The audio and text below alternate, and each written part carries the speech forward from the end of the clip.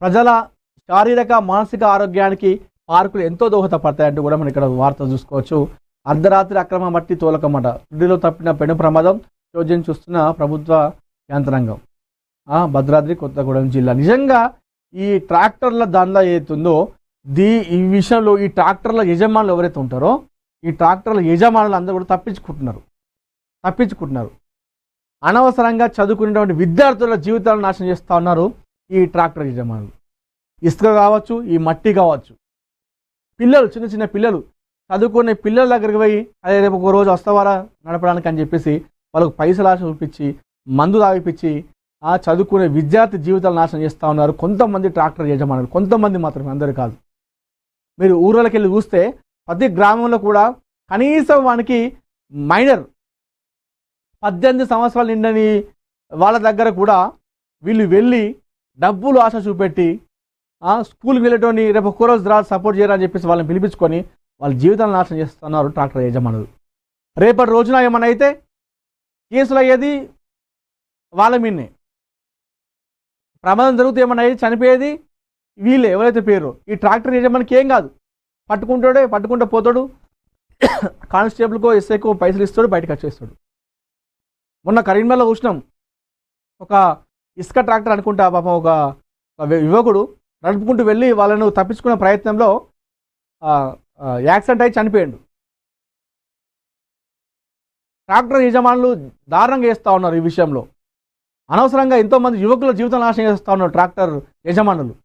ఇది చాలా ఊళ్ళో జరుగుతుంది. మరి అక్కడ పోలీసులు ఎందుకు దీన్ని పట్టించుకోవట్లేదు? గ్రామాలలో ఇప్పుడు ట్రాక్టర్ యజమాని పట్టుకోగానే డబ్బులు ఇచ్చేస్తే ఊరుకుంటారు. మరి వాడు మైనరా మేజరా, వానికి డ్రైవింగ్ చేసేంత వయసు ఉందా లేదా, వాని దగ్గర లైసెన్స్ ఉందా లేదా ఎందుకు అనట్లేదు? అంటే ట్రాక్టర్ డ్రైవర్ వచ్చి యజమాని వచ్చి డబ్బులు ఇవ్వగానే కదా క్లోజ్ అయిపోతుంది. అరే వాడికి 18 సంవత్సరాలు రాలేదు, వాడికి మైనరు, చదువుకునే విద్యార్థి, వాడికి పిలిచి అరే నువ్వెందుకు చేస్తున్నావురా నాయన, నీకేం అవసరం, చదువుకోరా, నీ చదువు అయిపోయిన తర్వాత నీకు చదువు అవ్వకపోతే అప్పుడు ఈ ఫీలింగ్ రారా అని చెప్పేసి చెప్పాలి పోలీసులు. యజమాని వచ్చి డబ్బులు ఇవ్వగానే వాడు మైనరా మేజరా, లైసెన్స్ ఉందా లేదా ఏ చూస్తలేరు పోలీసులు కొన్ని ప్లేసెస్లో. పేరెంట్స్ కూడా మరి ఎందుకు పంపిస్తున్నారు అర్థమవుతలేదు. ఇది అసలు మంచిది కాదు, అస్సలు మంచిది కాదు.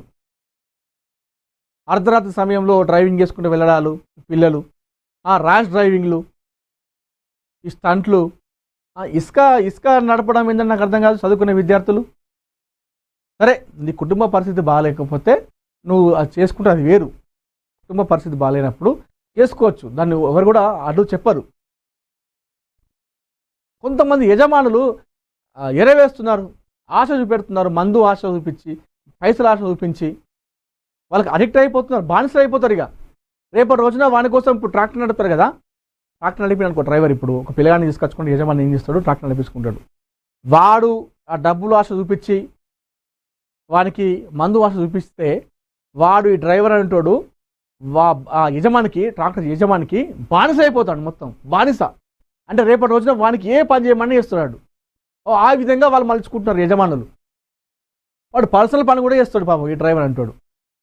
అరే మా అన్నయ్య చెప్పిండా పోవాలని చెప్పేసి వానికి టిఫిన్ తీసుకొస్తాడు, వానికి బయటకు పోయి ఏమన్నా ఫాస్ట్ ఫుడ్లో అవసరం అది తీసుకొస్తాడు, వానికి మందు తీసుకొస్తాడు, ఇంట్లో అవసరాలు తీసుకొస్తాడు, వాళ్ళ ఇంట్లో భార్యల్ని పిల్లల్ని కూడా దింపడానికి పోతాడు పాపం.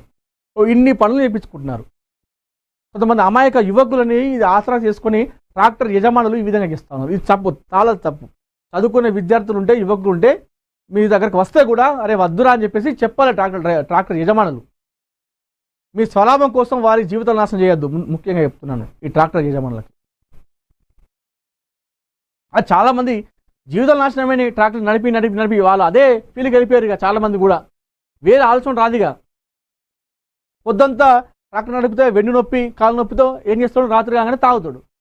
ఇటు వస్తున్నాయి అటు పోతున్నాయి. ఏ లాభం దీనివల్ల? కుటుంబాల గొడవలు, కలహాలు. దయచేసి పేరెంట్స్ కూడా ఈ ట్రాక్టర్కి వెళ్ళేటువంటి పనులు ఉంటే బంద్ చేయించుకోవాలి. వేరే ఆల్టర్నేటివ్ పని ఉంటే దానికి వెళ్ళమని చెప్పండి. సరే మీ ఆర్థిక పరిస్థితి లేకపోతే వెళ్ళినా పర్లేదు. వారి యజమాని స్వలాభం కోసం ఈ విధంగా చేయడం అనేది కరెక్ట్ కాదు. పోలీసులు కూడా దీనిపైన దృష్టి పెట్టాలి. ట్రాక్టర్ యజమాని పట్టుకోగానే కేసు కాగానే డబ్బులు ఇవ్వగానే వదిలిపెట్టడం కాదు. మరి వాడు ఇచ్చినా కూడా మరి వీడు డ్రైవర్ అంటోడు నీ కింద పనిచేస్తాడు, వానికి వయసు లేదు, లైసెన్స్ లేదు, నువ్వు ఎట్లా ఇస్తున్నావు అని చెప్పేసి నువ్వు క్లాస్ వీకాల యజమానికి డబ్బులు తీసుకుంటున్నావు కదా, తీసుకున్నప్పుడు కనీసం చెప్పాలి ఒక మాట అయినా. జేబులు నిండితే కథం ఏదేమన్నా కానీ లారా చాసో మారా కథం. స్క్రిప్ట్లో అలాంటి సీన్స్ లేవు, అయినా ఆ హీరో పదే పదే నన్ను అంటూ కూడా ఇక్కడ వార్త చూసుకోవచ్చు. సినిమా ఇండస్ట్రీలో నటీనటులు ఎదుర్కొనే ఇబ్బందులు, వేధింపుల గురించి తరచూ చర్చ జరుగుతూనే ఉంటుంది. ముఖ్యంగా మీటూ ఉద్యమం ద్వారా ప్రముఖ హీరోయిన్లు, నటీమణులు తమకు ఎదురైన చేదు అనుభవాలను బహిరంగంగా పంచుకుంటున్నారు. ఇప్పుడు ఈ జాబితాలోకి మరో స్టార్ నటి చేరిందట. మలయాళ సినిమా పరిశ్రమకు చెందిన ప్రియా బాపట్ తన కెరీర్ ప్రారంభంలో ఎదురైన వేధింపులను గుర్తు చేసుకొని, సో ఇది అంటే క్యాస్టింగ్ కౌచ్ అనేది మన గతంలో చూసిన వార్తలన్నీ కూడా ఈ మధ్యకాలంలో సినిమా ఇండస్ట్రీలో క్యాస్టింగ్ కౌచ్ అనేది చాలా కామన్, ఇవి జరుగుతూనే ఉన్నాయి. సో ఎవరైతే నటీమణులు వస్తారో వారు జాగ్రత్తగా చూసుకుంటూ వెళ్తే వాళ్ళకు అవకాశాలు దక్కుతూ ఉన్నాయి. సో దానిలో కూడా చూసుకోవాలి, ఎందుకంటే గతంలో ఎంతోమందికి ఇవి జరిగినాయి కాబట్టి అలా జరగకుండా ఎలా ముందుకు వెళ్ళాలన్న విషయం కూడా చూసుకోవాలి. చూసుకుంటూ ముందుకు వెళ్తే ఏం ప్రాబ్లమ్స్ ఉండవు. సో ఇది ఈరోజు